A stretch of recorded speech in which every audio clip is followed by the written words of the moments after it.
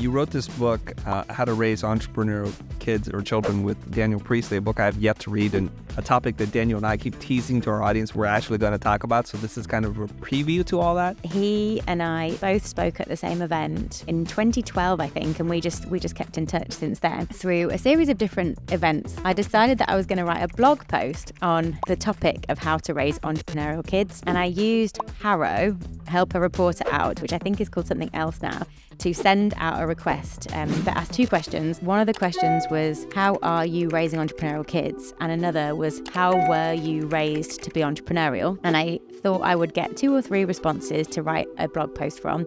And I got 400. And this was responses from people absolutely pouring their heart out, telling me about their childhoods, telling me about what they were doing with their kids, telling me about all these beliefs that they had about how we should be doing this. And so I had all these responses in front of me and I thought, well, this is not a blog post. This is a book. I feel like I know the person who I want to write this book with. And that was important because I don't have kids myself. I was kind of raised by entrepreneurial parents as an entrepreneurial kid. But I wanted to join up with someone who did have kids and who also was raised by entrepreneurial parents. And I thought, hey, this Daniel Priestley guy's cool. We met a while ago. He might want to do this. He probably wouldn't normally say, yeah, sure, I'll collab on this thing with you. But because I had over 40,000 words, because I said, I'm going to turn these into a structure, and because I said, all I need from you is just the introductions to each of these chapters, it's going to be really cool. I'll do all the stuff. And he just straight away was like, yep, sure. Oh, and by the way, we can use my publisher. I'll speak to them about this idea. So he came with more stuff back as well. And it was all because I was like, I need to bring more to the table for this relationship.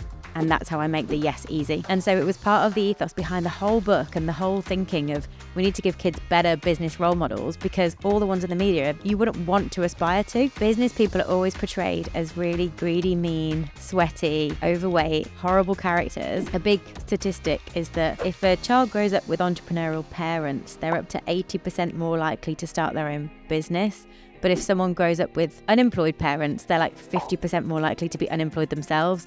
But if we don't have positive role models out there, it relies on someone having a parent who's an entrepreneur, and not everyone has that. So it's like we have to just do something. This was a big thought behind the ethos of the book in itself. I love that. I mean, it kind of sucks in a way because it seems like this is a model where it repeats what's happened before. So the people who have resources or entrepreneurial raise entrepreneurial children who then start companies and keep doing that. And unfortunately, the dark side of that is children of parents who are just struggling through life also wind up struggling, or there's a high propensity for that to happen. Now, what I can't help but to notice is something really strange in your story here. It's messing my mind. I want to talk more about entrepreneurial kids. You said you were speaking in 2012, and by my math, I was doing the math here, you were 23 years old. Am I correct or no? Yes. How is it that a 23-year-old is already speaking 1 year into her business? 23 years old, people just like finished like leaving home. What are you doing on stage? How is your life so blessed right now? I started my first business when I was 22. I had nothing to lose, and I figured it couldn't be that hard, and I figured if it all went wrong, I could just get a job. By the time I was 21, I'd had 15 jobs. It really didn't feel like that much of a big deal to start a business at 22. And when I say start a business, it wasn't really a business. It was just me being a freelancer. I didn't have a business plan really. I just had 2 words, which was get clients. And then I started going to networking events because that's what I'd seen role modeled from my mom. She would get up early, she would go to networking events, she would meet people, she would come home with business cards and she would show me who she'd met and tell me all about them. So I just started going to networking events and I started standing up and saying, hey, I'm Jodie, I'm a social media manager. And then at the time, this was 2011, you can imagine what the social media kind of landscape looked like then.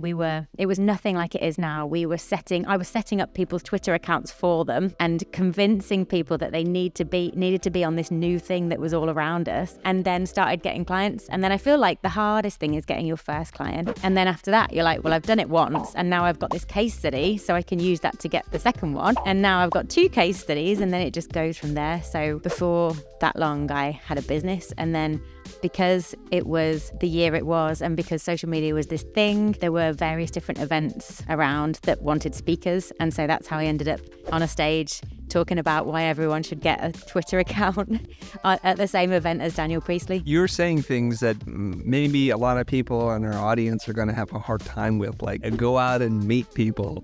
network and get cards and just put yourself out there. I have to go back to your childhood now. What kind of kid are you? You know, you're like, yeah, of course, mom's been doing this, I'm doing this, and it all makes sense. Like, were you an outgoing person? Were you like voted most likely to succeed or be the president of your country or whatever? You know what? I think I was actually voted most likely to marry for money. You have to explain that. Why would people think that about you? I don't know. Kids are cruel. Kids are horrible. I don't know. I've got flashbacks from the yearbook, but I was very independent. So something that definitely happened in childhood was my sister and I would be responsible for booking our own dentist and doctor's appointments. So if it was due for our checkup, it would be like, well, there's the phone book, there's the phone, you know what you need to say, there's the calendar, and it would just be up to us to do it. So being thrown in at the deep end made the deep end less scary.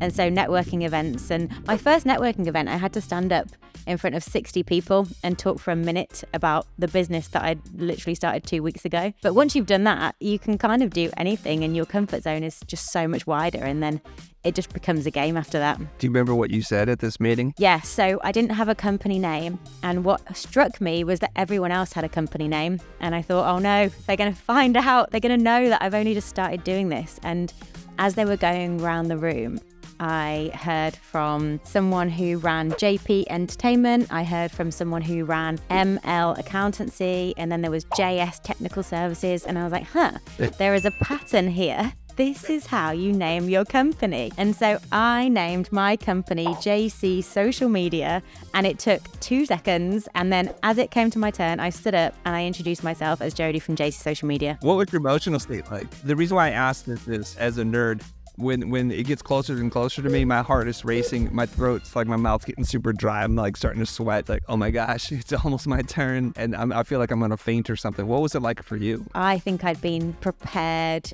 my whole childhood to do things like that.